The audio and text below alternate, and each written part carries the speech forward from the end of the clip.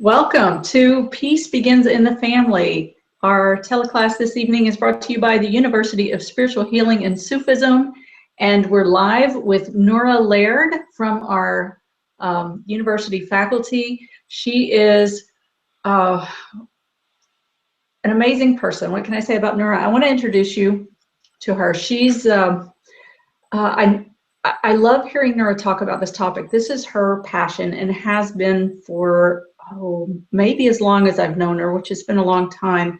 She's the chair and she's a faculty member and the chair of the Department of Peacemaking at the University of Spiritual Healing and Sufism. And she's really, she lives this passion in her heart. She carries it so deeply. So I'm very excited for her to be presenting this topic tonight.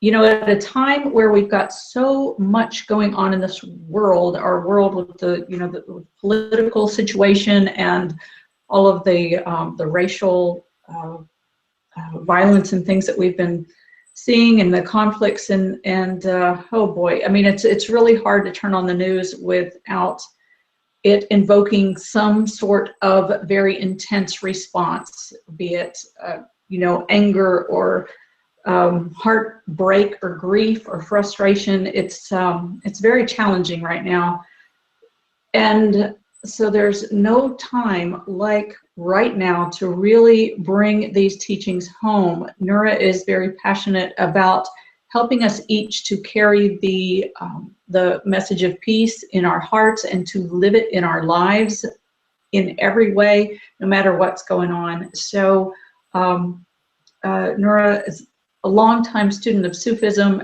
and she brings these ancient teachings into daily modern life, our current times, and really has a way of bringing this home. So I'm going to just turn it over to you, Nora. I'll let you take it away. Thank you.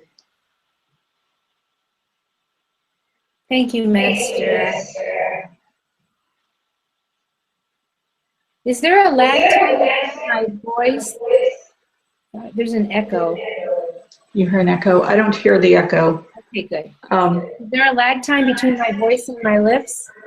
Because there was with you. Oh. All right, no worries. It doesn't matter. Okay. Main thing is I mean, if you have a window open, do you have a window open with the blog post? Sorry, guys, we'll be getting started right away. I don't know if I do. There's a window. I can see you and I can see me in a window. That's it.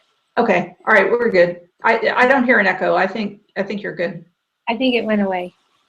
Okay.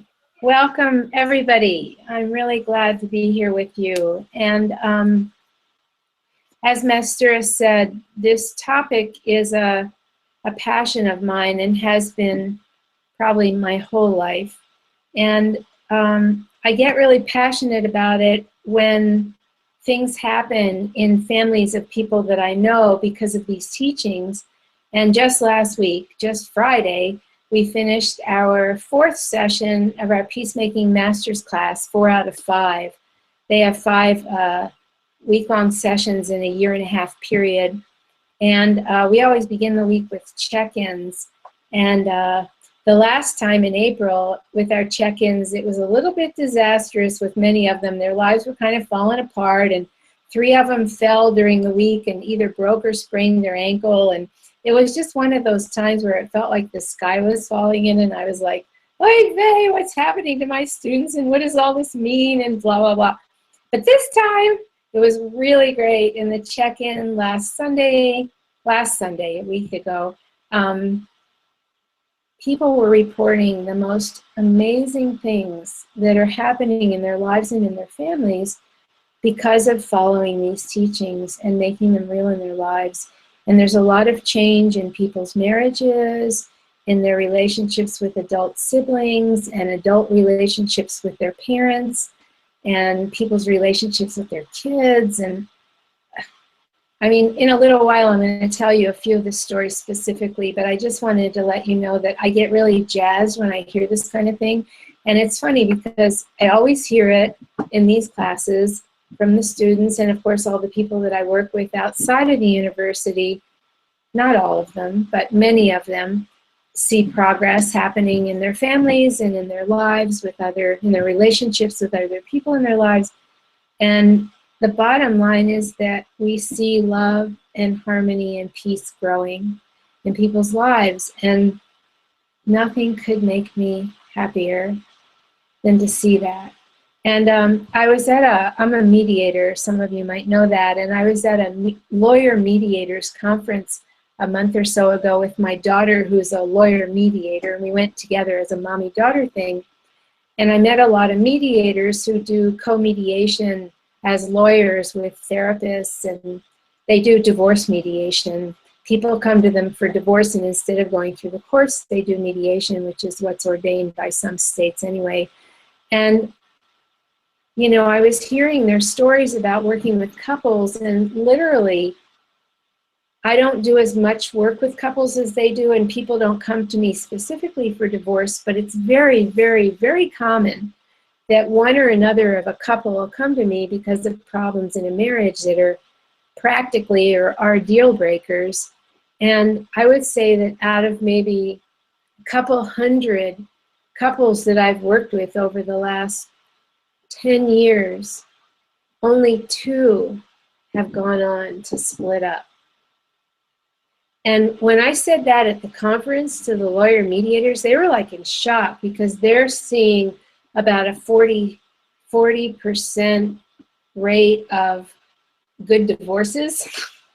And they just don't even see people come for divorce and then get back together again. And that's, of course, because their slant is to help them make a good divorce. And my slant is to restore the love, if at all possible.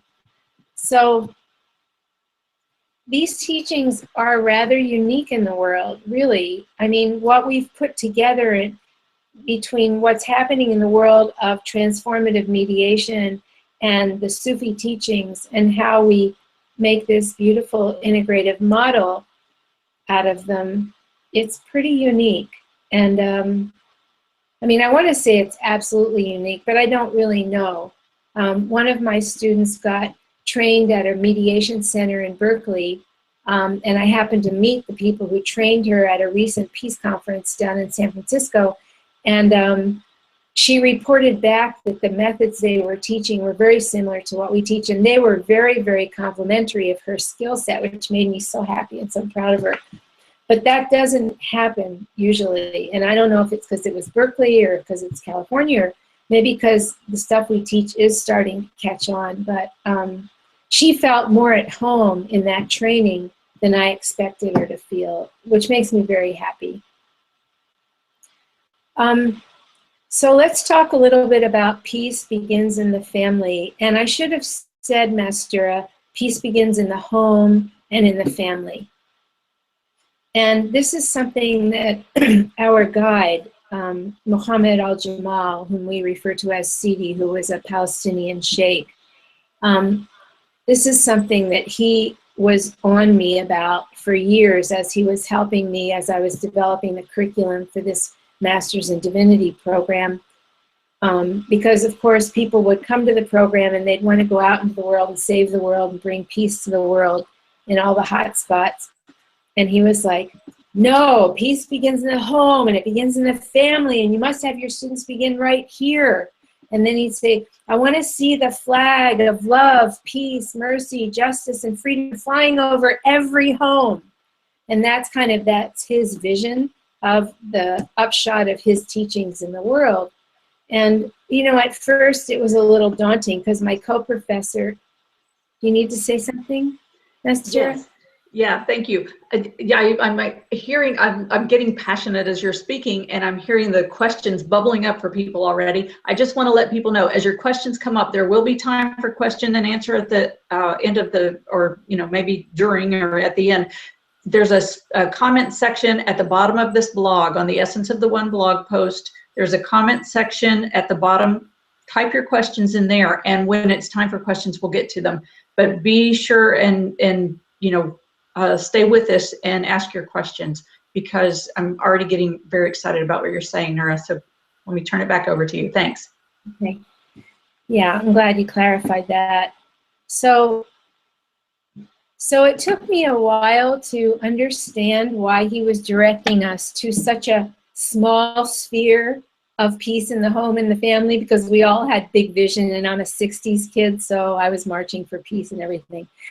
And so literally it did take a while for it to sink into me, to try to get on his wavelength and understand what he was seeing. And my co-professor, Abdulkader John Davies, who will be teaching a teleclass in this series, I think in late September, was an international mediator, and he's a professor of mediation and peacemaking at several universities in the East Coast. And CD told him that he had to stay in this country and stop going around the world mediating in war-torn zones. And it was like a huge sea change for him in his life, because that's what he had been dedicating his life to, and he had seen a lot of progress in the hot spots where he had been with other co-mediators. But little by little, as I started to really get CD's message, what I got is that if we can learn, most of us grew up in families where there wasn't peace. I don't know about you, but most of the people I know did.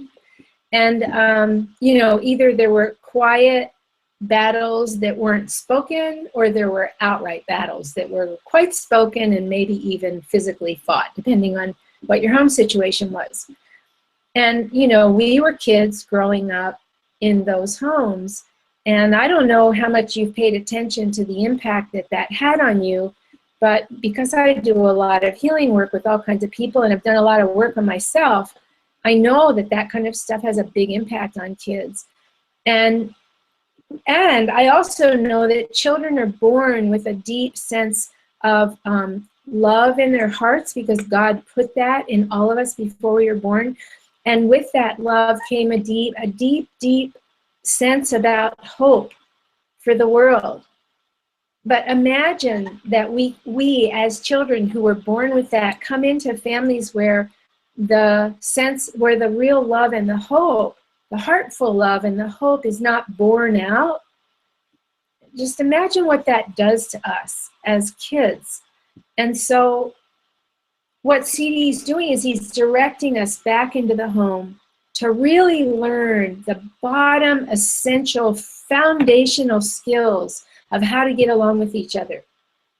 And not only that, but how to really find true love with each other. And what he's saying is, if children grow up in those homes, then these children are naturally going to know how to make peace in their world, and their little world or their big world, depending on the world they enter into. They're going to be equipped to walk through difficult situations with other people and get to points of harmony with them.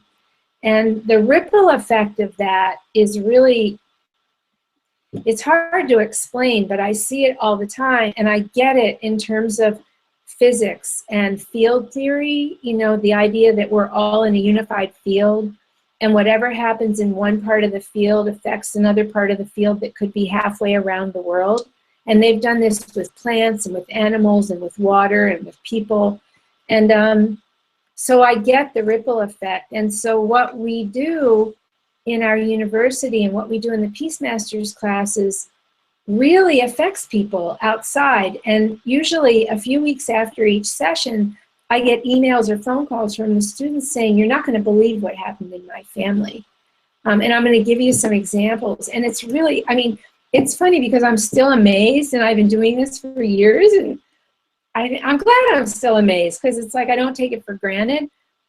And it's amazing.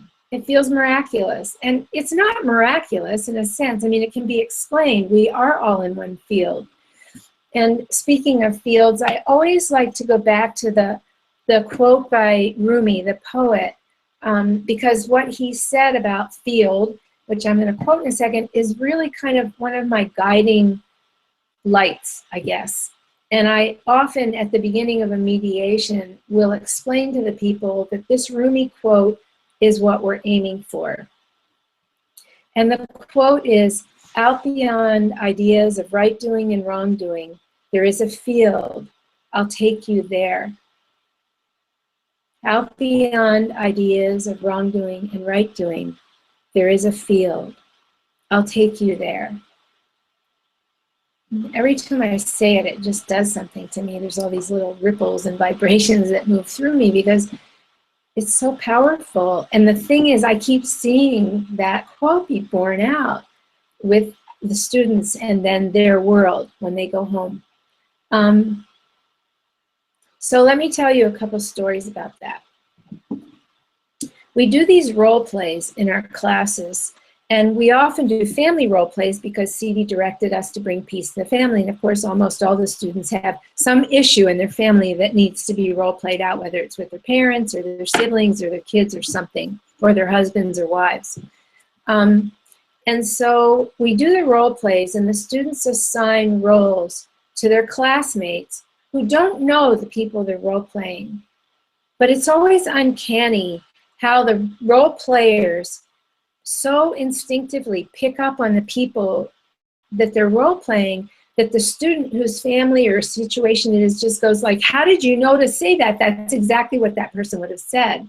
And it's because as soon as we set up the role play, we're all in the field where that family or that situation is taking place.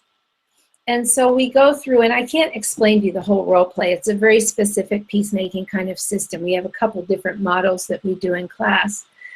But by the end, a lot has changed. And the people who were playing, the person whose family it is, like last week, like every single one we did, they saw their family completely in a different light. They saw the family dynamic and they saw individuals in the family in a different light.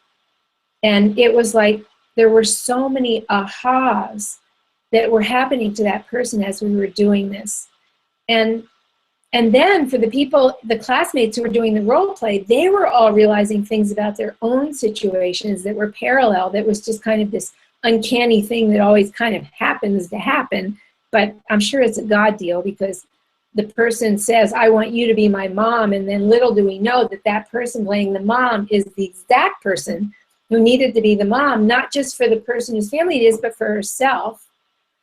So in April, somebody was role-playing the mom, and the scenario had to do with a name change. Somebody in the family was getting married, and his partner, his wife, wanted him to change his name because the name that he had a bad connotation for her and her family.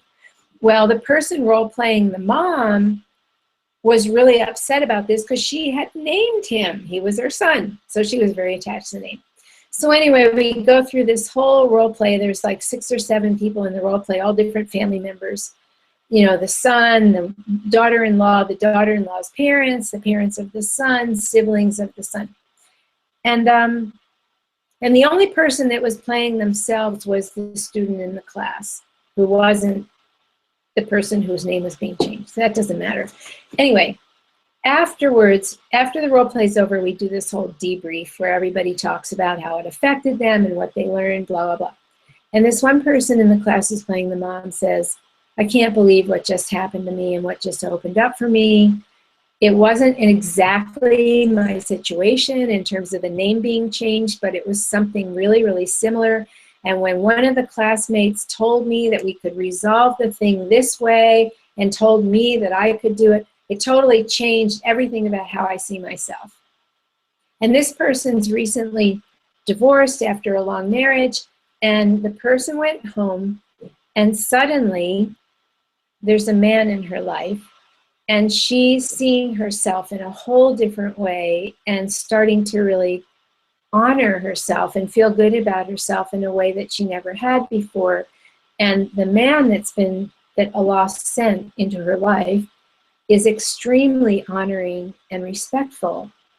And she's literally never had a man treat her that way before.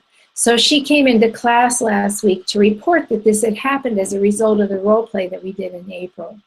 And I'm not giving you a lot of details about this because partly I want to maintain anonymity with these people, but I'm just telling you this story because if you can fill in some of the blanks on your own, you can see that this is a ripple effect that nobody in the class ever would have foreseen.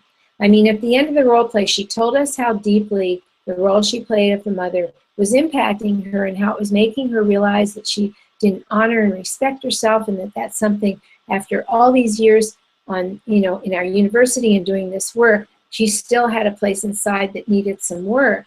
And that's what we heard from her. But never did we ever think that this would bring a true love into her life. And it looks like that's what happened. So that's just like one example. And then there was another example a while back with another class where we were role-playing an inheritance battle with adult siblings in a family. And there was one sibling who was very alienated from the person who was the classmate whose family we were role-playing. And he just wasn't talking to anybody in the class, in the family.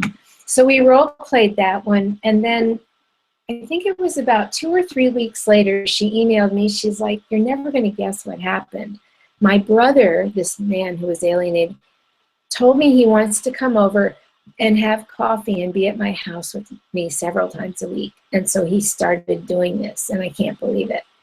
And like he's starting to confide in me, and he's not talking to other family members, but he's starting to talk to me, and I'm really hopeful that, this might spread to other family members." And again, it's like she didn't foresee it, we didn't foresee it, but that's what happened. That's what happened, And then just today, I was mentoring one of the students from the recent class, a class last week, in one of the mediations that she just did between a mom and a son who still lives at home, who's like in his late teens, early 20s, and it was a conflict over household tasks between the mother and the son. And the student was asking me for help with it, and she was telling me how the mediation went, and it was really imbalanced because the mom was talking, and she wasn't sure as a new mediator how to kind of run interference, and then the son finally got his turn, and she was really heart-sunk because she thought that nothing good was going to come out of this because they were just totally in blame. But she used all the methods that we teach her, and then she asked them if they had any ideas about how to resolve it, and all the ideas that they had already thought of hadn't worked, and so they were really hopeless about any ideas for solutions. And then she just kind of used the methods that we've taught her to help them get a little bit freed up. And they said, well, maybe we could such and such. And then they were like, no, that probably wouldn't work. And then she kind of came in and said, well, I think you've got the beginning of a good idea there. So if you do such and such, and then if you do this with it, what do you think about that? And that came from her. But after that, it just opened up the door, and the mother and the son started brainstorming all these ideas. And before she knew it, they had come up with an agreement about how they wanted to proceed. And they were really on one page. And the whole thing turned around. And, when she was telling me this story today, I was like, oh, this doesn't sound too good. And then it like totally turned around. It's like, wow, I wasn't expecting that to happen. And she wasn't either. But again, it's just like the teachings that we're using have that kind of effect on people. So I want to give you a little bit of a sense of the specifics of the teachings that we're using. And this is just going to be a little sampling because, we spend 1.5 years teaching this stuff, and they start learning it in year 1 at the university. So they're learning little bits in year 1, year 2, year 3, and then finally in year 4, we have a whole 1.5 years for them to get their master's when we're really diving into these teachings. The first thing that we look at with them is that our notion of peace begins internally, and that peace is really internal wholeness, so that all the different parts inside of ourselves are in harmony with each other, which is not the way most of us are. The way most of us are is that we have internal parts that are opposing each other and trying to get the upper hand on each other. And I'll give you a couple examples that I wrote down just to jog my own memory. Let's say that there's a part inside your heart that tells you that it would be really great if you would just eat chocolate ice cream all day, every day for a couple weeks. I think a lot of people can relate to that. And then, you know, you go into your heart to double check what your guidance is on that. And then you sink into a little bit deeper place in your heart after you've listened to that particular part speak. And a deeper place in your heart says, I love you and I want you to be healthy. And I also want you to have fun. And so eating chocolate ice cream, moderately and in balance, no problem with that as long as you're not allergic to dairy. But I want to make sure that you eat a healthy diet and that you take good care of your body, because that's a promise that you made to God before you came in here, that you would honor your body. And so we have these two parts. Can you see how they would be at war with each other? And then another example would be very similar. We have a part, like let's say you have a part that says you're really into a certain series, on a TV series, and you're watching recordings, you know, old recordings of this series, and you decide that you want to stay up all night to watch the whole several years worth of recordings. And one part of you is saying, oh yeah, why not stay up all night and do that? And then another part of you is like, yeah, I get that you really love that series and it gives you a lot of joy. So I'm going to suggest that you watch some of it for an hour or two, and then you get a good night's sleep so that you wake up tomorrow really fresh and vital and ready to pop out of bed and do whatever it is that you have planned for the day. So you can see how those two parts would be at war with each other. And these are just kind of caricatured examples in a way, but the fact is all of us normal human beings have these little wars going on inside of us all the time. So how can we find peace when we've got all these little battles going on inside? And that's actually what jihad is in Islam, is those battles. That's the real meaning of jihad, is the battles inside of us between all of our different parts. So the first thing that we look at is those parts, and we begin to look through prayer and through spiritual practice and through spiritual healing. We look at how to begin to remove the veils that are covering our heart so that God can help us bring those parts together, to integrate them and merge them so that we can begin to feel some sense of unity inside. And that's inner peace. And that's a process. It's not like we do it in one class and then it's done for the rest of our lives. It's like we keep working on it because parts keep coming up that want to oppose different pieces of our own wisdom, our own inner wisdom. So this is ongoing, but each time we do it, we feel more peace. Okay, so that's the inner part.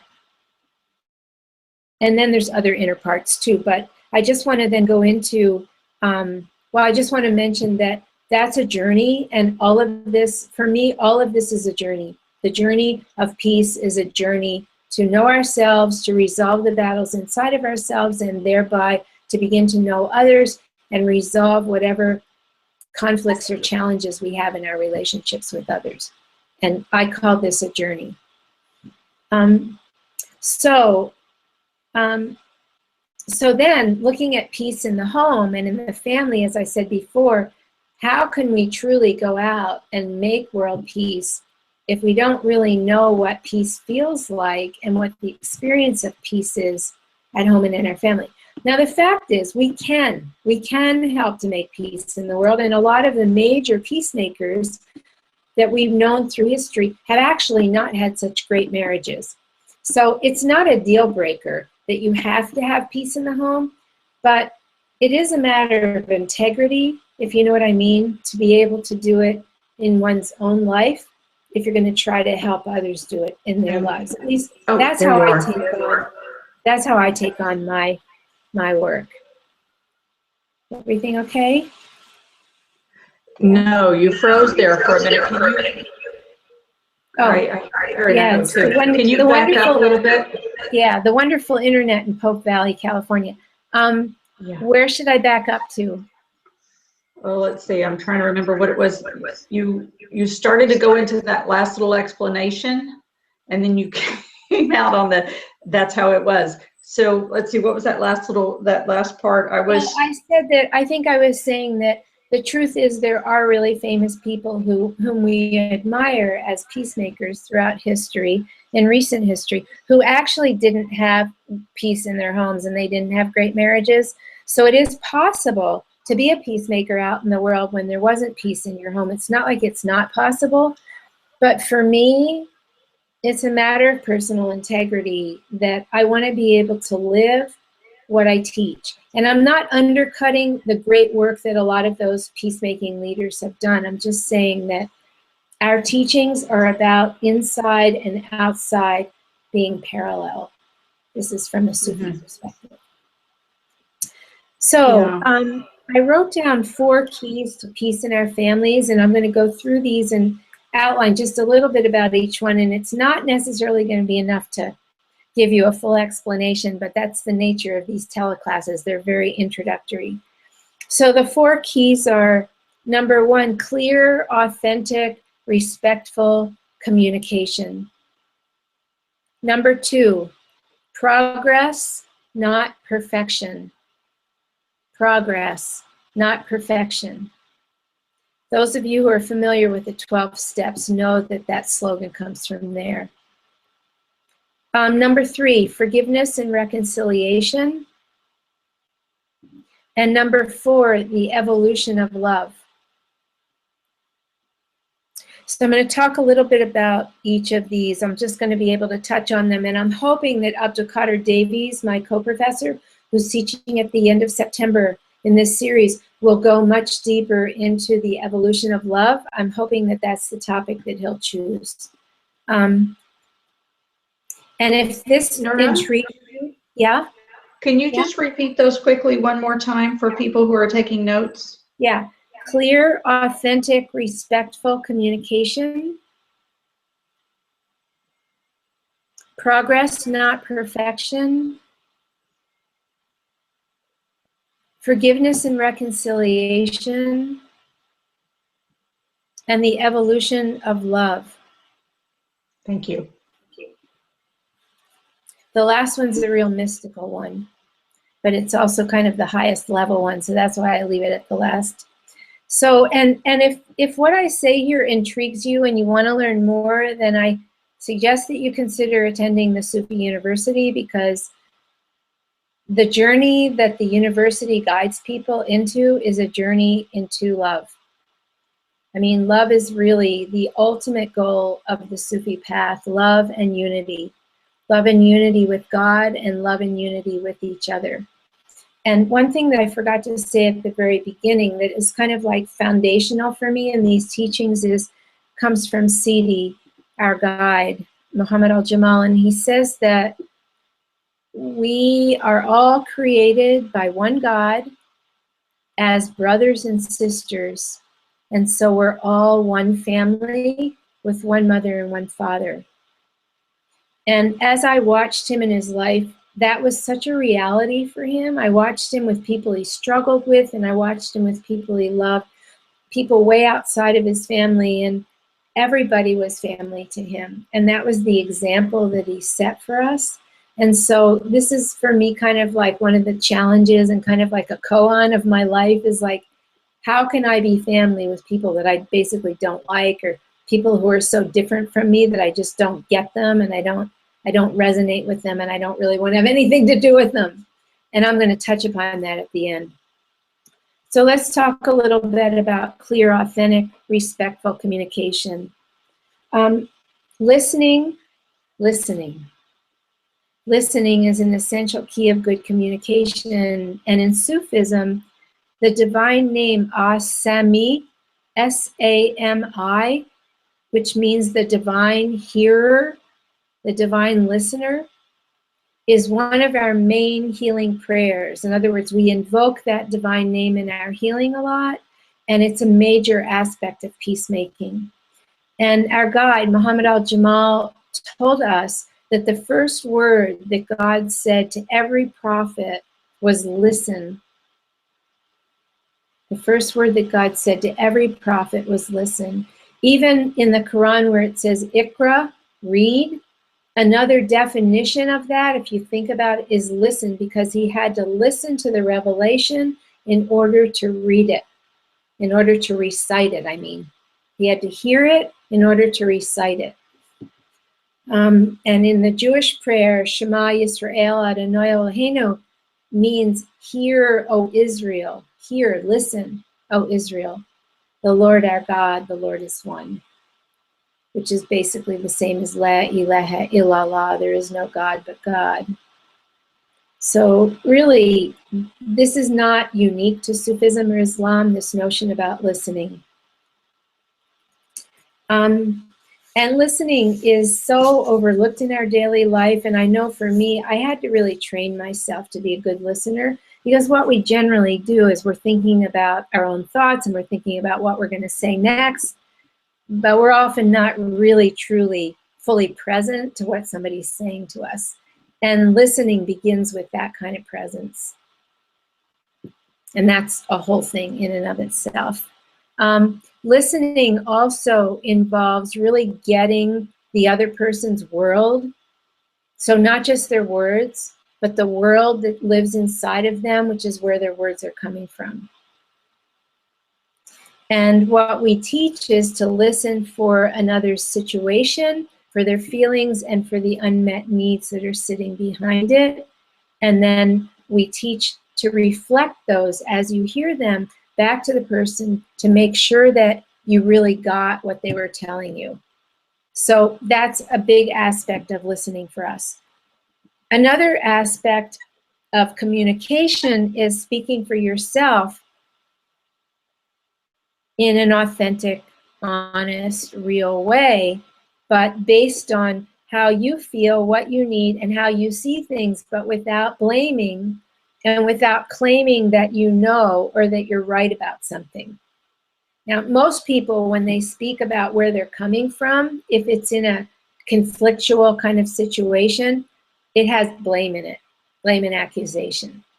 Because most people think in terms of right and wrong. And that's why this quote from Rumi is so potent for me. Out beyond ideas of right doing and wrongdoing, there is a field. I'll take you there. So good communication, we need to eliminate the need to blame, accuse, and judge. So that's a matter of really just talking about our own feelings and needs without saying anything about what the other person did. And I acknowledge this isn't easy, and that's why we teach it, because there's a learning curve with these things. Think about a few times that you recently have been in a challenging situation with someone or some people, and just take a minute and really think about what was the crux of the matter that was going on. I'm going to give you a second to think about that. Close your eyes and go inside and just let yourself think about a situation.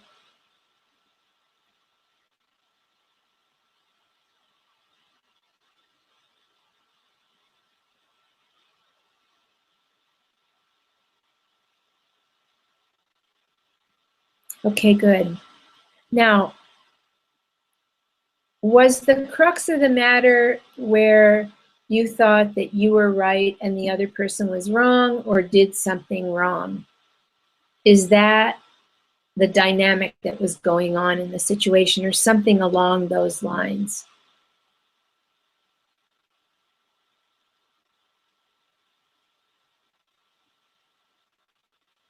Or that you thought you were better, or you did something better, or you said something better than the other person, which is really close to right and wrong.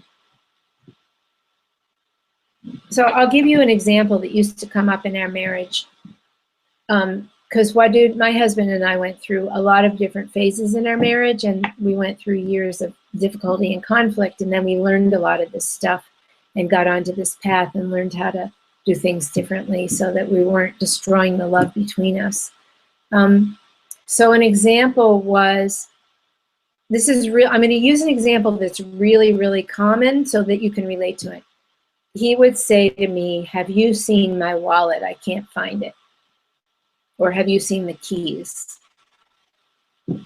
So, what would happen, and the reason it would go south, is that I would automatically assume that he was scatterbrained and careless and, couldn't keep track of details. And, oh my God, if he's lost his wallet, that means credit cards, driver's license. And I just sort of spin out into all that would mean and all the hassle that was going to be. And, you know, and I blame him for it. Like, you know, the keys are right where you left them, right? Now, that doesn't sound like a right-wrong kind of conversation, but it is when you think about it, because I'm right, I know where they are, and I'm right, I know how to keep track of them, and you're wrong because you don't. You see? And there was a certain point in our marriage some years ago where I realized that everything that we would cross each other about had to do with right and wrong.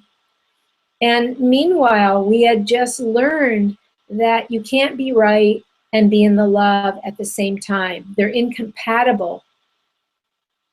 I know that's going to, for some of you, that's going to be familiar because you've heard us say it before, but for some of you, it's going to sound like illogical, and why not? You're going to try to think of all these reasons why you can be right and in the love at the same time. Yeah, you can be right and in the love if the other person agrees with you. That works. But you can't get into a right-wrong thinking and maintain love. Because right-wrong is separation and love is connection. It's actually really simple. So when Wadud and I realized that about our marriage, I started doing healings on my need to be right, because I was always doing that, and kind of unpacked all that was going on in my history that had led me to need that so badly, to fight for it. And then those veils started to be removed, and I got to a point, both of us kind of at the same time got to a point where we just didn't need it anymore. And at that point, no more fights. That was it. And then, of course, when there's no more fights and no more need to be right and no more need to make the other person wrong, then the love is able to grow and flourish. And there's not things happening that keep destroying and deconstructing the love. Do you know what I mean? Keep breaking it. So then it grows and it becomes cumulative. And then we get into the final point about the evolution of love, which I'll get to in a minute. Okay, I need to move along. Okay, progress, not perfection. As I said before, those of you familiar with 12-step programs know this slogan. I think it's incredible. It's just so profound when you really get it, because you have mercy for yourself and mercy and compassion for others in their faults and in their imperfections. And in order to grow love, you have to have mercy and compassion for each other. And you have to let each other be human and not try to make each other be perfect. And that's a mistake that I used to make. I used to try to make myself perfect, and I used to try to make my loved ones be perfect. And nobody can live up to that. And so I was always making people wrong for not living up to my idea of what they should be. You know what I mean? And that's just a mess. It totally wrecks the love. So progress, not perfection, begins with knowing and acknowledging that we're not perfect, and that we're always in the process of learning how to be better people. So we're not even looking for perfection. We're grateful simply for the progress that we notice in the direction of what we want to happen or what we want to be. We're grateful for the signs of progress. And a lot of the people that I work with, especially in relationship healing and mediation, the blame is coming from being unhappy that the other person's not being the way one person wants them to be. And basically there's not compassion and there's not space for the two people to be completely who they really are, which is going to be different and unique, inevitably. I mean, there's going to be overlap and connection, but ultimately Allah created us each different and unique. So if we insist on wanting somebody to be the way we want them to be, and that they have to be that way perfectly, it's a deal breaker. It just doesn't work. And what happens is people don't notice progress in the direction of, because the small steps don't really make enough of an impression on them, because they're looking for this grandiose ideal of what they want the marriage or the relationship to be. Do you know what I mean? And so this is one of the things that I try to do, is help people to see what is happening that is in the direction of what they're wanting, but they just couldn't see it because it wasn't the ultimate goal. But once they see that they're actually building, they're creating the building blocks towards what they're wanting, then they have more hope, and then they're not going to tear down the other person, because they're going to see, oh yeah, we are moving in the direction of, maybe it's not as fast as I wanted. Oh well, we're human beings, that's the way it is, you know? So that's progress, not perfection. Next one, forgiveness and reconciliation. We do a lot of work with this in our program at the Sufi University, especially in the peacemaking program. In the Quran, those of you who know the Quran, it says all over the place that forgiveness and reconciliation is best. You know, you've been taught that an eye for an eye, and you've been taught turn the other cheek. And then Allah is now bringing in, after those teachings, forgiveness and reconciliation are better than an eye for an eye, better than turning the other cheek. That the real peace comes through forgiveness and reconciliation. Well, that's a really big deal. If we want peace to grow and thrive in our homes, then there's no place for blame and accusation.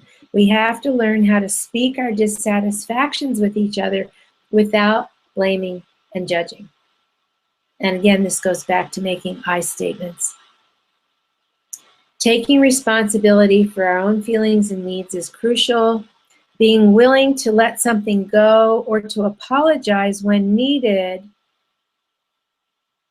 is, you know, what reconciliation forgiveness looks like. And I'll just give you an example from last week. There's a thing going on at the university where some of the local staff at our retreat center have been negatively impacted by some of the behaviors of the students, especially around food and meal service. And so me and my co-professor, we were bringing this to the students to ask them to really look at themselves and to see if they were carrying anything around entitlement or around lack of politeness. And then we gave some examples. And it was very poignant because some of the examples we gave, we knew applied to some of the students in the group. And they had no idea that they had been offensive in this way. And it's a behavior that's been going on for years in the university by those people. And nobody's ever brought it to them in a tangible enough way that they would really look at themselves. And so we actually did that. And it wasn't easy, and we did it the best way we could. And then one of those students that we were kind of focusing on came up to me a few days later, and she said, I've got to tell you something that happened the other day. I went into the kitchen, and I apologized to the kitchen staff. And I explained to them that I had no idea how my behavior was impacting them. But I want you to know that it was really, really hard for me to apologize, because she said, I don't make apologies. I was like, you're in peacemaking and this is the 4th session and you don't make apologies? And she's, you know, she just admitted, she's like, it's hard for me, but I got over it and I did it. And it went really, really well with them, she said. And the outcome was wonderful. And I feel really great that I did it. And I was like, you know, I was really happy, because when you've had that experience of reconciling with somebody, if you're not collapsing and you're not totally compromising yourself, but you're sincerely reconciling, there's a really good feeling inside. It's very uplifting and it's very inspiring, and it's a spiritual feeling. And the reason it is because you've come together, you've connected with other people. There's no longer separation, there's no longer power play. And that's a spiritual experience to come together like that. So I was just really proud of her. And then I have a story of my own about this. Many years ago, there's a family member that I was always in blame of. I won't say who it is, but I was always in blame of this person. And I thought I was right all the time. And so one day I was with the person, and it came to me to apologize for the difficulty that that person must have had from being in relationship with me. Because I knew just in principle that it had to be hard for them too, even though I think it was, at the time I thought it's got to be much harder for me, but there's got to be a way that it's hard for them too. So I initiated an apology, and I said, I'm really sorry that it's been so hard for you to be this family member with me. And I was thinking of specific ways that I hadn't been easy.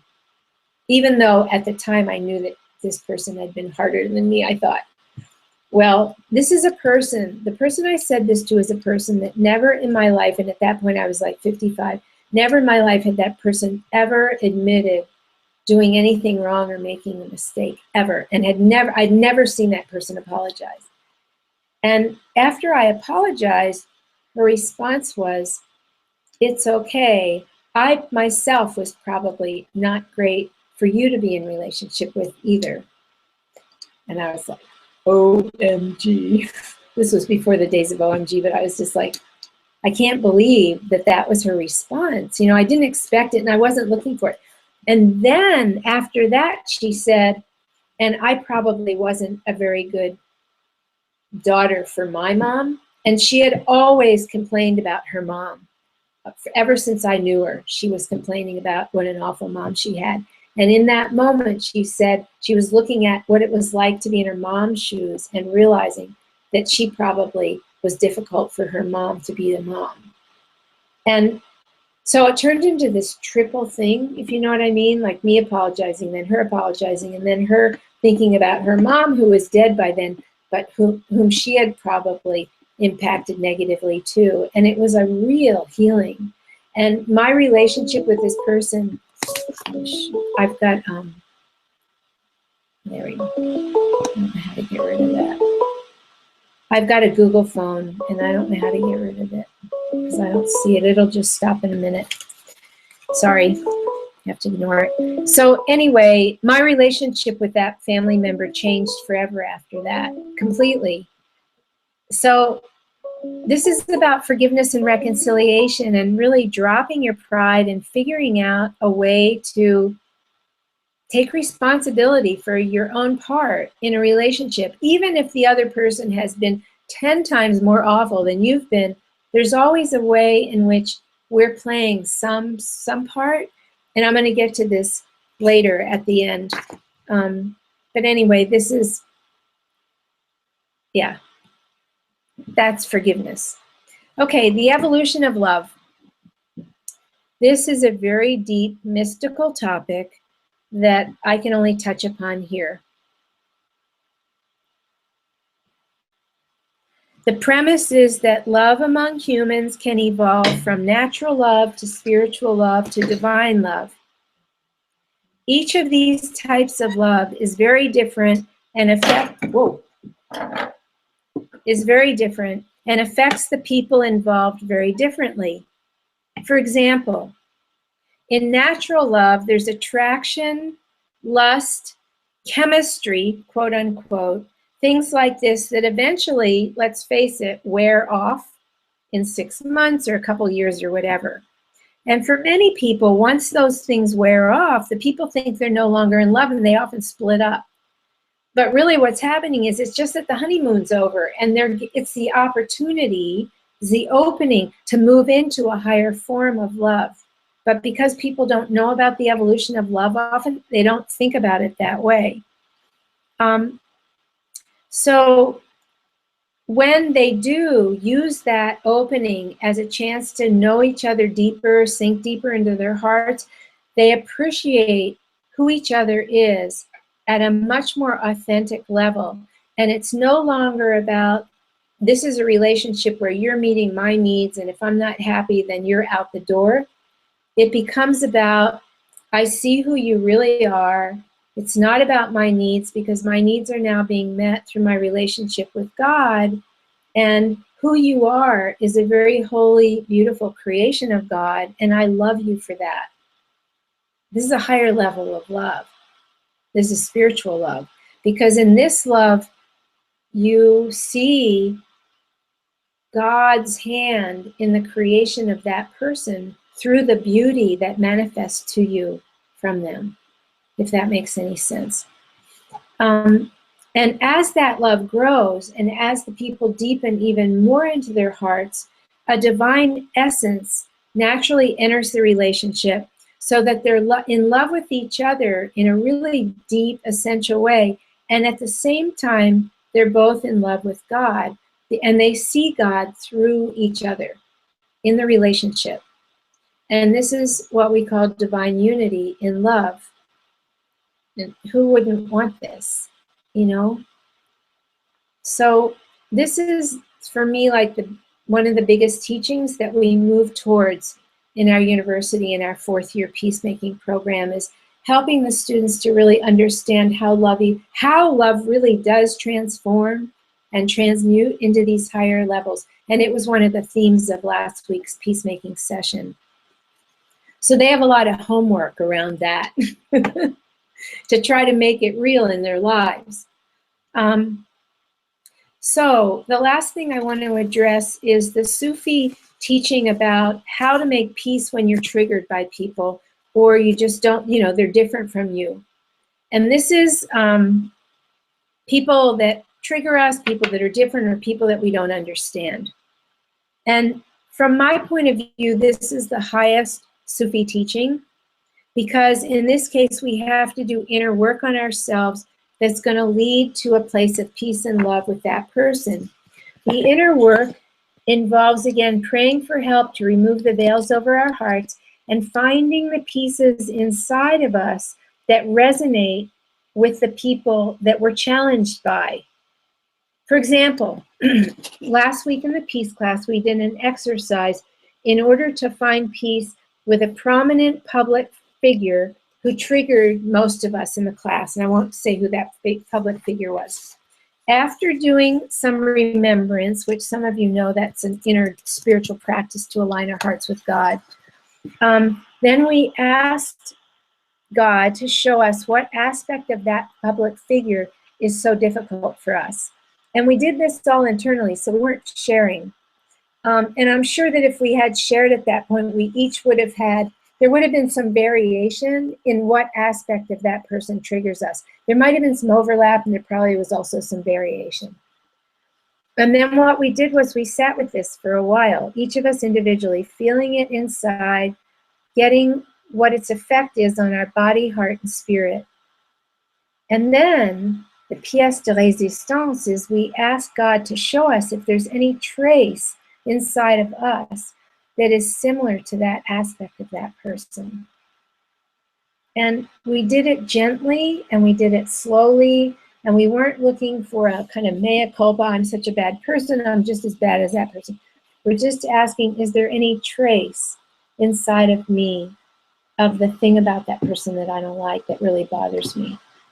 And we did it together, but we did it individually inside our hearts. And once we had found our own pieces, then together, out loud, we did a certain forgiveness spiritual practice together, and that, until our hearts were fully at rest or relatively at rest. So it took a little while to do this practice together. And the practice really left us in a whole new place. First of all, about that person, the public figure, because we each had a very different perspective on that person. And it doesn't necessarily let the person off the hook. I need to say that. We teach that forgiveness doesn't mean that what the other person is doing or saying is okay, because it's often not okay. But forgiveness is for our own healing, so that we're not in so much separation.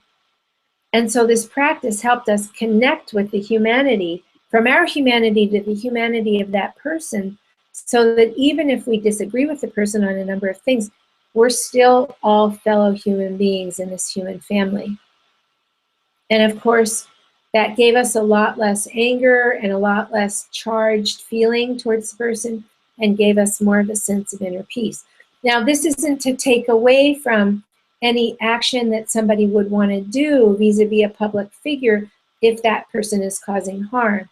It's not about sitting back and just working on yourself and forget about the rest of the world. But we're saying that the work on ourselves is critical to having integrity in the work that we do out in the world. And not only that, the work we do on ourselves could ripple out to these other people and literally change them. And that's one of the reasons I wanted to do that with the class, because I knew that if I did it alone, it wouldn't be that powerful. But if we do it as a group of almost 20 of us, then that ripple effect could really shift something from that public figure. So we call that the mirror effect. And as I said in the beginning of this part, this is, I think, one of the highest teachings in Sufism. And it might not sound spiritual, but it really is. It's what we call a Gnostic teaching, because it's seeing and getting to know something about ourselves that was in our blind spot, and then getting over reactions to another person so that we can connect with that person and ideally flow some love to that person. So that's what I call making the love real, like really planting it in the ground. So it's not just a bunch of highfalutin ideas, it's like real and practical. And, oh, it was really great. One student came up to me the very next morning to report that he had been called upon by a student in another class to help her with the very same issue. Like they hadn't been talking about it, but just out of the blue, by accident or whatever, by synchronicity, she said, I'm having trouble with my judgments about this public figure. Could you help me? You're in the Peace Masters. Maybe you know how to help me. Well, it was so incredible. God's timing is so impeccable because he had just had this experience the day before, so he knew exactly what might help her, and it did. And so for both of them, they were transformed. And these things unite us into one heart. And basically, we're all pictures of each other. We're all connected, and we're all brothers and sisters. And these are ways that we can feel that and know that for a fact. And this is work that's not done once we do it. It's like, this is ongoing in our lives. This is something that we're always going to have people that God puts in our lives that we have issues with or that we're triggered by. So we're going to continuously be examining our own hearts to see what's this trigger about inside of me, what veils do I need to clear, and how can I come back into connection with that person. And I don't know about you, but for me, love is much preferable to conflict. And there was somebody in our class last week who came to the realization that he had grown up in the midst of so much conflict and drama that he realized that he recreates it even when it's not there, and that he's actually uncomfortable with love and harmony. But he also realizes in year 4, of course, he's going to realize that that's a veil and that he needs to work on that veil and begin to remove it. And he just sent me an email just a few hours ago saying that things are really beginning to heal from that realization, because it was really raw for him when he realized it. He went home and it was still kind of integrating. He was still kind of getting his feet back on the ground, and now he's doing better and things are really shifting in some of his own closest relationships. So this is our work. So I'm ready for questions or comments or anything. I'm gonna get some water. So for those of you listening, watching, if you have that on, if you can, yeah, okay, stop. All right, so for those of you listening and watching, type your questions into the comment section. Just scroll down to the bottom of the blog post and type in your comments, and I'll relay those questions to Nora. And Nora, while we're waiting for those questions to come in, as there's just so many, I've been taking notes like crazy here as you're talking. There's just so many things that are, coming up that I'd love to further the conversation.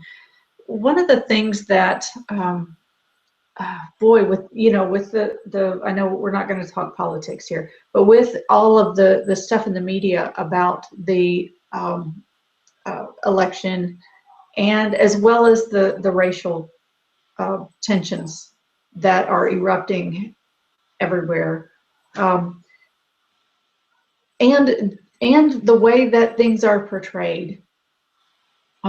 Okay, well, first off, the first question I have is about our addiction to drama.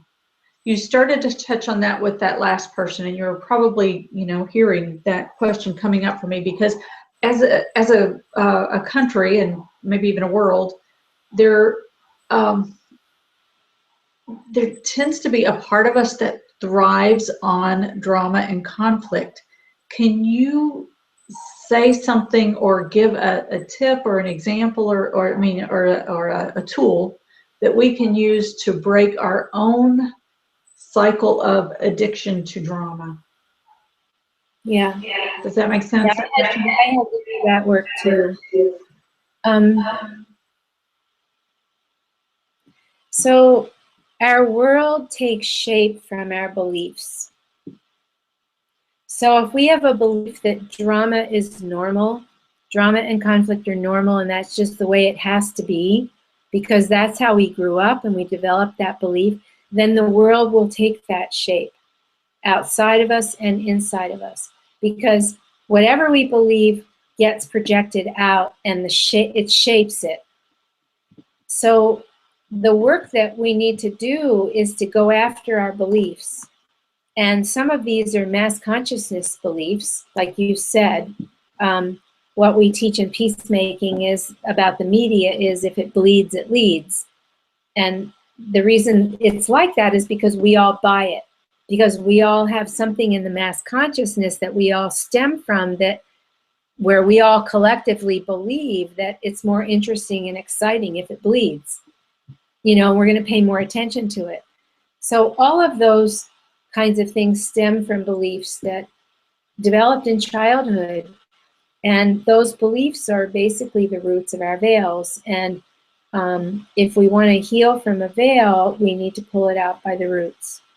So we need to find out what that belief is. So for example, with this student who realized that about his family right before he went home, and then things are already starting to change as he's beginning to uproot the veil, you know, he's done a lot of work on himself, but he didn't see that pattern up until now. And this is, you know, quite a few years into his journey on this path and his journey in the university. And that's true for all of us. There's all kinds of blind spots that we don't see. But when he saw it, and I said to him, okay, what's the belief that's running that scenario?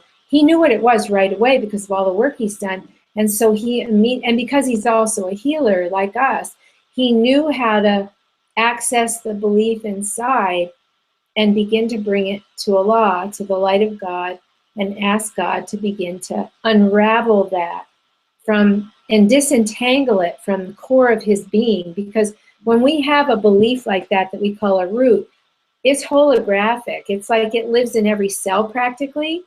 So when he was in the process of unraveling it, he went through a lot of healing. I mean, there was a lot of movement, there was sound, there was a lot of emotion coming up. It was a big deal. But, you know, as he was in that process, he and I both knew that this thing was being pulled out at the roots. And after it was done, he was like pretty washed up, you know, pretty empty in a good way, but also like, yikes, that was like really a big deal. And like he had no energy, you know, but then, you know, helping him to tune back into what God's sending. Once you empty from something like that, God automatically wants to fill that space with God's light and all of the different qualities that come from God. So I just said to him, the qualities are coming in now, see if you can receive them. Well, that wasn't easy for him either, so I had to really break it down and help him really breathe in the stream of qualities that was being sent to him. And as he did, his movements and his emotions and his whole physicality started to change, of course, you know, and from being really flat and kind of empty and washed out, he started filling up like a balloon, and the light started coming in, and he started gaining strength, you know. So like afterwards, he opened his eyes and he said, everything looks different.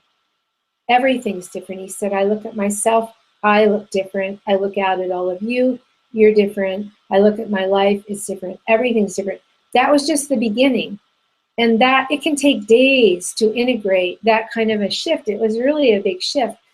And the reason it happened so big is because he was willing to go after that belief and allow God's light to access it inside of him and pull it out of him, and then allow God to fill him with what it was open to be filled.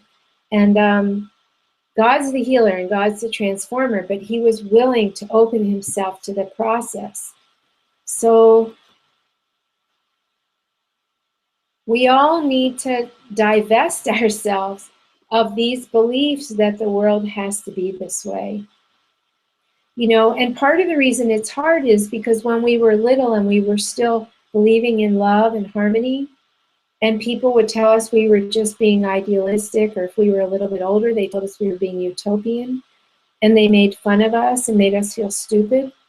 And so as kids, we just let go of those hopes and those ideal beliefs because we were made shamed for them, right? But that doesn't mean they're not still inside of us. They're just veiled, they're covered over. Because that hope and those ideals are part of our divine inheritance in our creation.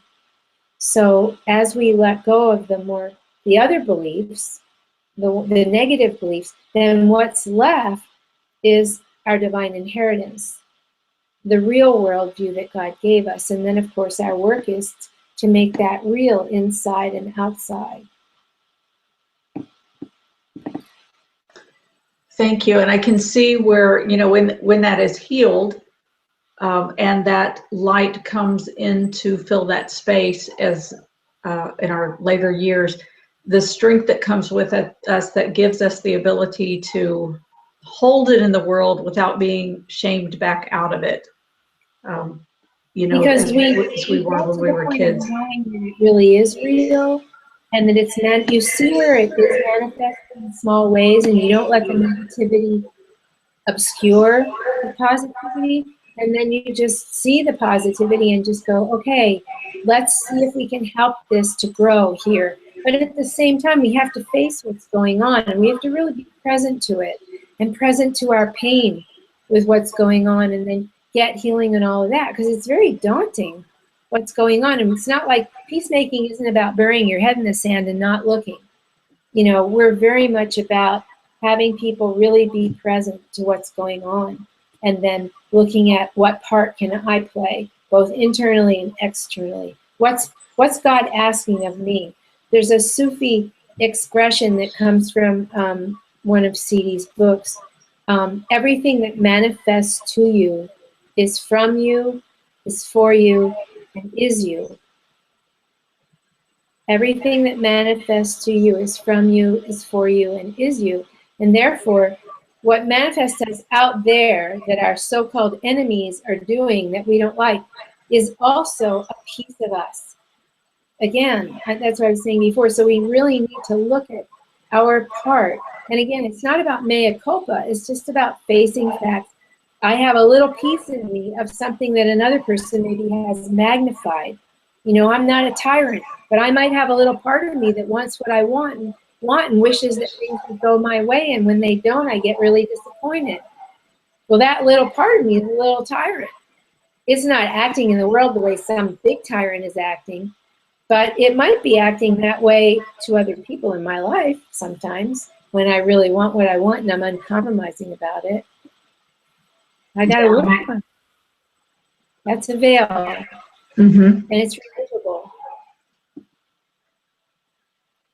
Thanks for the question. Beautiful. Yeah, and I can see how, yeah, I mean, you know, as these things get magnified and projected to us through television, media, everything else, you know, it actually does give us that opportunity to look at where is that in me and how can I clean that so that I can be more, you know, one of the definitions of Sufism is purification of the heart, you know, and so I can purify my heart, so I can be my true essence that I was created to be and really live that peace and pure reflection of love in the world.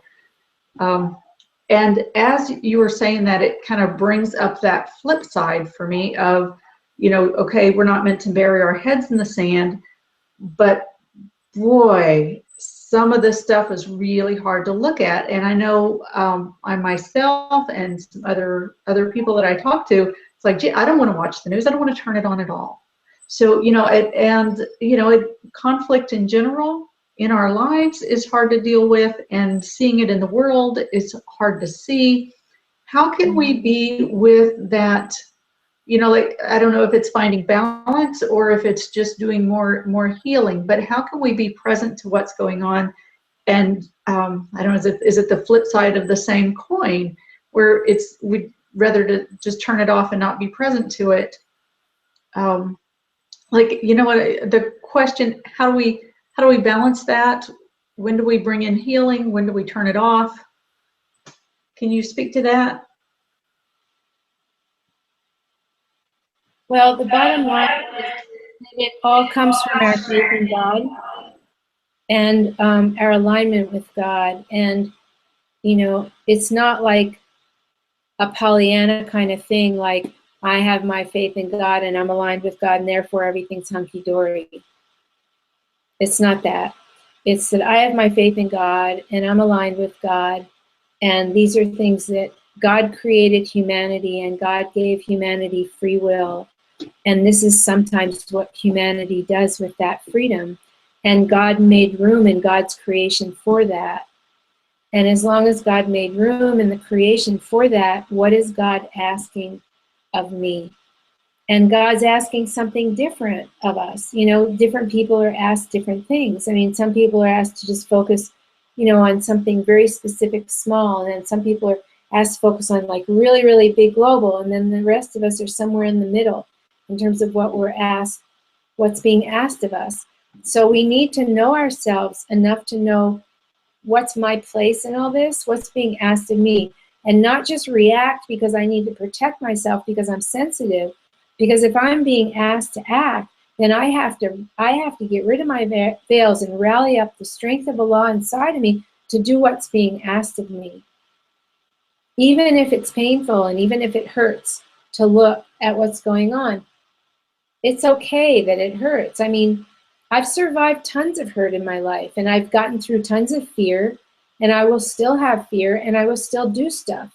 You know what I mean? I'm not going to let the fact that it hurts or that I'm afraid keep me from doing what God's asking me to do. I just take the hand of my fear, and I take the hand of my hurt, and I just keep moving forward and ask Allah to make me strong enough to do what I'm supposed to be doing. You know, and even in mediation and relationship healing, people come to you, or even just regular Sufi healing with individuals, people come to you with stories that are just so heartbreaking. You know, some of my students' stories and things that have happened in their lives or even are happening now are just heartbreaking. They're really hard to look at, but I know that God wants to help. And so my job is to try to link them in to that connection with God. Hold on to that connection myself, and then help their hearts turn to God so that God's able to help. And again, God's help might come in very small packages in the beginning, and we have to be willing to see the progress in the direction of what we most want. You know, if somebody's really mean and says mean things to me, and then progress is that they don't say mean things to me anymore, but their silence doesn't feel very warm and loving, I need to recognize that it's progress, that they're not saying mean things to me anymore. Even if I don't like the current status quo, but I'm still going to keep working on myself in hopes that we make more progress and maybe there will be love. So it's having a really long-range view, and I don't know if it helps that I'm older. You know, I'm 68 and I've had a lot of ups and downs and a lot of healing on things that, you know, before I didn't know could be healed. And there are terrible things going on in the world. I agree with you, and they are heartbreaking. And for me, it's a matter of getting up every day in the midst of all the heartbreaking, going, okay, what's today? What's my contribution going to be? You know, whether it's to that heartbreaking thing out there in the news or to something right in front of me, because it's all building the same container of love and peace in the world. You know, it's all one. So do what Allah puts in front of you, and then try to see how that might connect in.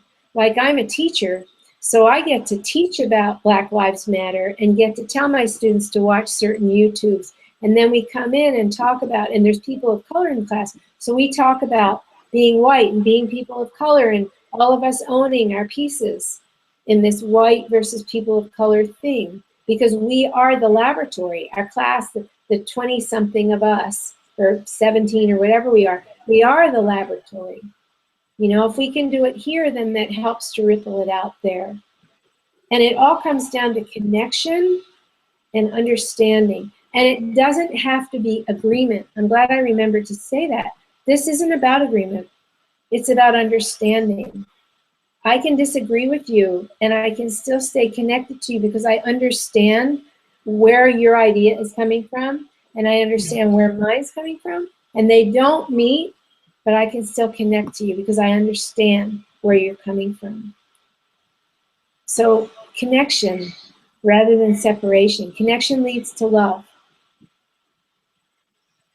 So I'm glad you added that last part in. That's fabulous. Oh, and I just forgot my question that I was going to say next. It's there's no questions coming in, Miss Sarah? let's see. Let me check in with Mariam. Hi, Mariam. Here's a question. Okay, so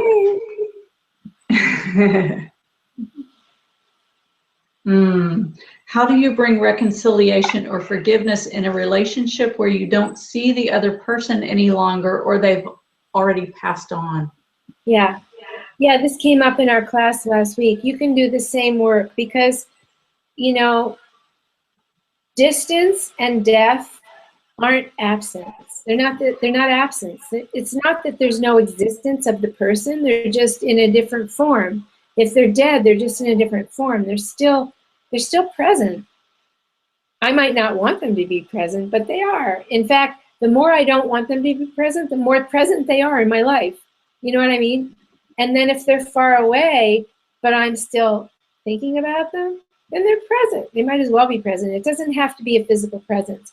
So sometimes it's one-sided, where we're just clearing what's going on inside of us, and then we wait and see what happens from the other side. We don't know, and there's no guarantees. All we can do is our own pieces. But I've just had it happen so many times in my life that there have been responses, even though the other person had no idea the work I was doing. And same with my students. Like, there's so many ripple effects out in their homes and their families that other people had no idea. I'll tell you another story. In April, we did a role play with a student. It wasn't her family. It was a condo situation where there's a major conflict in her condo association. And it was basically political. I mean, in the sense of human politics and power plays. And there were many, many factions. So the students who were role playing it each had to get what their role was and play out the faction. So at the end of the role play, there was some resolution. And she was very dubious because this thing had been going on for 2 years before she came into our class. And she had tried in her own way to be a person who was helping with it. And nothing helped. She goes home, and literally a week later, we get an email from her. She sends it to all of us.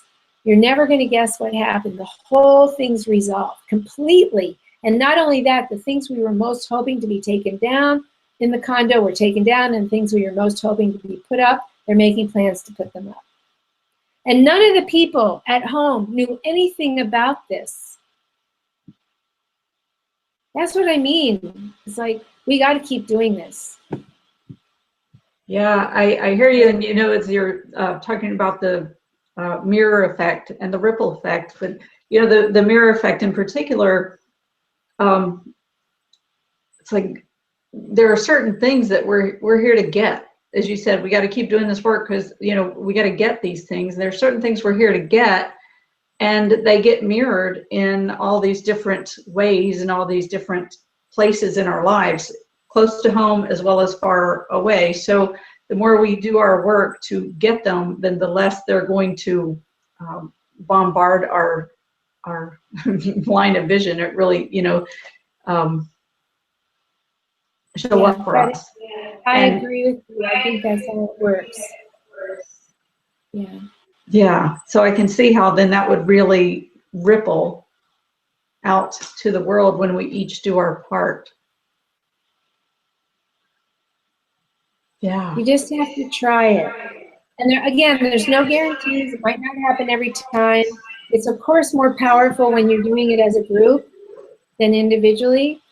So y'all come and join the university and come experience these things together with a group of people whose hearts are all in the same place, you know, and see what happens in your life and their lives.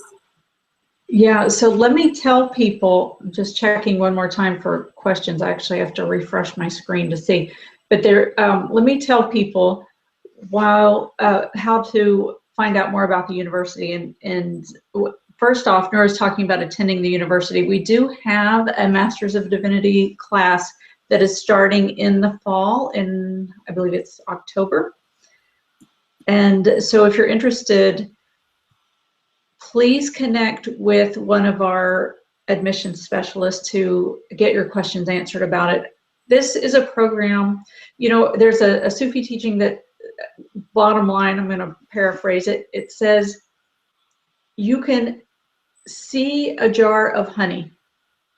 Think of a jar of honey. Honey has a very distinct flavor and texture, but you can look at a jar of honey and you can say about that jar of honey, it looks thick, it looks golden, and you can even tell someone the honey is thick and golden and sweet. But if that person has never tasted honey, they don't know what honey is. And this has been a beautiful class that Nora has given. And this work is what we teach at the university. We offer Masters of Divinity degrees, and one of the tracks is peacemaking. And Nora is chair of that peacemaking department.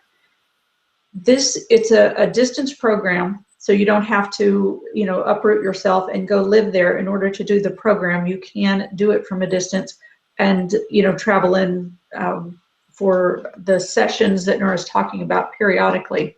So it's designed where we have people from all over the United States and all over the world that come to do this program. It is so transformational. It is like nothing I've ever seen or experienced anywhere. And it's you know, it's like the honey. We can show you the honey.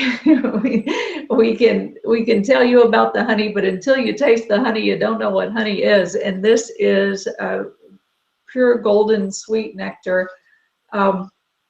It's an amazing program. Now, if you want to begin to get a taste, I'm going to give you a website. It's SufiUniversity.org. Sufi is spelled S as in Sam, U, F as in Frank, I.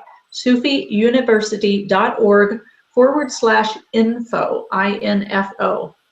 Go to that web page, and there's a couple of things there. There's a link where you can learn more about the academic program, which is a very experiential, transformational program where you really do learn some skills that you can use in your life and in the world. We have a lot of people that go on to, you know, take this into their practices. You may have seen some of the mainstreams that we've done. The last one we did was with Nura's daughter was in it, Kamala Laird, who is an attorney, the one she was talking about. She was on it, and she just gave an amazing presentation in that. So if you haven't seen that, take a look at that one as well. Just look at the on the Pathos blog for the next one down that starts with live stream. There is there's, oh gosh, now I lost my train of thought. All right, so on that page, SufiUniversity.org/info, you can learn about the academic program. You can speak with an admissions counselor if you're interested in the program. You can also subscribe to this series of classes that we're going to be doing, so you can be notified about the future classes that are coming up. And there's also a link on there to sign up for a 7-day e-course that teaches one of the basic foundational tools called remembrance. It teaches a remembrance. It's a process of washing the heart, cleaning the heart, so that you can wash away those veils that Nura was talking about. It's just a very basic tool to wash away the veils Nura is talking about, so that we can come to be more present with ourselves, more at ease and at peace, content with ourselves, and begin to let those inner conflicts she was talking about wash, so that we can be present with the reality and the truth of the essence of who we were created to be, really connecting in with that essence of that divine unconditional love inside, that place of unity, where is the out beyond ideas place that Nura was talking about, referring to in the Rumi quote. So that again is sufiuniversity.org/info. And that program, that class that we're talking about, begins at the end of October of this year. So we are at the end of our time for this program now. I want to thank each of you for taking your time to watch this and to listen to this. Please connect with us at sufiuniversity.org. We'd love to hear your questions and just anything that you want to talk about, to touch base about. Look for that program that it's called the 7-day. It's called the Spiritual Renewal and Healing e-course. It's a 7-day e-course that takes you through that process of learning the remembrance. And Nura, I want to thank you very much for your time and your giving and your sharing your wisdom and your experience and everything that you shared with us this evening. It's been wonderful. Thank you for asking, and thank you for the opportunity. Thank you. Okay. Thank you.